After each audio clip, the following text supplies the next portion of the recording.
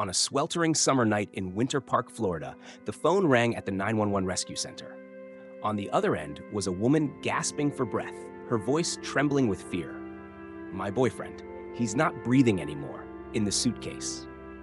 When the police arrived at the scene, a small, tidy apartment with a dim nightlight still on, they found a blue suitcase lying still in the middle of the living room. Officers gently pulled the zipper. As soon as the suitcase popped open, a strange stench wafted out along with a sight that made everyone choke up. A man curled up inside, his body purple, his face drenched in sweat and dried blood, clear signs of his final desperation. There was no sign of forced entry, no cries for help echoing in the night. But one strange detail made this case chilling to the bone. The woman said it was just a game of hide and seek, that she had fallen asleep, unaware that her boyfriend was struggling inside the suitcase for hours. However, when police found her phone and discovered 2 secret video clips recorded that fateful night, the truth sent chills across the entire United States. Hello, you're watching File 13, Uncover What Was Never Meant to Be Found.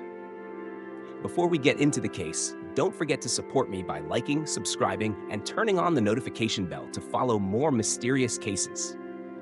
Thank you very much. Now let's dive into the case. Winter Park is a charming little town in Florida, known for its green parks, tranquil lakes, and polite community. It's not the kind of place where people expect a case that shocks the entire nation. But behind that peaceful appearance was the apartment where tragedy unfolded between Sarah Boone, a woman once praised as exemplary, and her boyfriend Jorge Torres, the man she once called her true love. Jorge Torres was described as gentle, quiet, and thoughtful. He used to work in construction repair and had gone through a broken marriage. Sarah, a single mother, also carried emotional wounds from past breakups and family trauma. They met and quickly fell into a relationship that seemed like healing for both. Their love was once a symbol of hope. Picnics by the lake, Torres helping Boone fix the roof, or moments where they took care of the 3-legged dog they adopted. These were once images of a couple weathering life's storms together. But then, undercurrents began to surface. At first, Boone and Torres lived affectionately. They cared for 2 disabled dogs together, shared warm dinners, and helped each other with work. Boone once posted a picture of Torres on social media with the caption, "The best man I've ever known." But behind closed doors, a fractured relationship slowly emerged. Both had serious issues with alcohol. Police had been called to their apartment at least 11 times in just 2 years. Sometimes Boone accused Torres of assault. Other times, Torres called about Boone attacking him. They frequently argued loudly, sometimes fighting to the point of hospitalization. Yet just days later, Boone would drop the charges. They'd be back together, as if nothing could tear them apart. Neighbors described sleepless, noisy nights, yelling, things breaking. One said they had seen Torres sitting in the hallway late at night, his face bruised, holding his head like enduring a breakdown. A neighbor said, they were madly in love, but like 2 flames that could burn everything down. On the night of February 23rd, 2020, Boone and Torres drank together in their small apartment.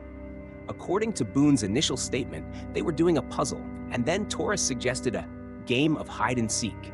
He climbed into a large suitcase, the kind used for long trips, and Boone, playfully, zipped it shut. Boone said they both laughed, and she didn't think it was dangerous. Then she went upstairs, lay on the bed, and fell asleep. The next morning, she woke up and found Torres unresponsive. When she opened the suitcase, his body was cold. But what made police suspicious was that the suitcase was in the middle of the room, far from the bedroom, and no one in the building heard any cries for help during the night. Why didn't a trapped person scream or make noise? Another question arose. How could Torres get into the suitcase and zip it up without help? Was this really a voluntary game? During evidence collection, police checked Boone's phone, and there they found 2 videos recorded around 11 p.m. that night. What they saw left the entire investigative team speechless. In the first video, Torres was trapped in the suitcase. His voice was weak and terrified. "Boone, I can't breathe. Please let me out. I'm going to die." Boone's voice from behind the camera replied coldly, "Oh, now you know how I felt. When you choked me, I couldn't breathe either. How does it feel now? Serves you right. The video ended in silence. The second video continued a few minutes later. This time, the suitcase was standing upright. Torres was still gasping. Boone spoke again. "Goodbye, Torres." She put the phone down. The light went out. Everything fell into darkness. The autopsy showed Torres died from asphyxiation. Inside the suitcase were scratch marks, broken fingernails, and traces of blood on the inner lining, clear signs that he tried to escape. But there was no way out. Experts examined the suitcase and confirmed that with this type of lock, someone inside could not open it without help. Especially when the suitcase was upright, the air inside depleted even faster. It all led to one conclusion. This was no accident. It was deliberate neglect that led to a fatal outcome.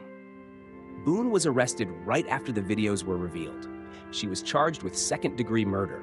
However, during the 4 years awaiting trial, Boone repeatedly changed lawyers, filed dozens of appeals, and even claimed she was being unfairly treated during her detention. She wrote dozens of pages-long letters describing herself as a deceived woman, saying Torres's death was a horrible accident, and the video was just a moment of uncontrolled anger. But the truth was, throughout that time, she never showed genuine remorse. She only said, "I wish I hadn't been drunk that night." The final trial took place in October 2024. Torres's family, friends, neighbors, and witnesses who had heard years of fighting all were present. Prosecutors argued, Boone didn't just accidentally leave Torres in the suitcase. She meant to. She recorded the video, she mocked him, and then she went to sleep, ignoring her boyfriend's pleas. The defense argued Boone was a victim of domestic abuse and mentally unstable, but the video was irrefutable evidence. After just 90 minutes of deliberation, the jury declared, Sarah Boone is guilty of second-degree murder. Sentence: life in prison without parole. After the trial, Torres' sister spoke to the press. "My brother wasn't perfect, but no one deserves to die like that. The most painful part wasn't the death, it was the cruel abandonment." The story of Torres and Boone became a national debate about toxic love, community silence, and the blurry line between accident and intent. There are jokes that may seem harmless, but in a relationship full of cracks and simmering resentment, they can become tragedy. Torres didn't die from an accident, but from the indifference of the one who once promised to love him. This story isn't just about a criminal case, it's a warning. If love makes you afraid, hurts you, or makes you doubt yourself, leave before it's too late. Because in real love, there's no place for zipped-up suitcases, and no one should have to scream in the dark with no one listening. That's the end of this case. See you next time with another mysterious case. Goodbye.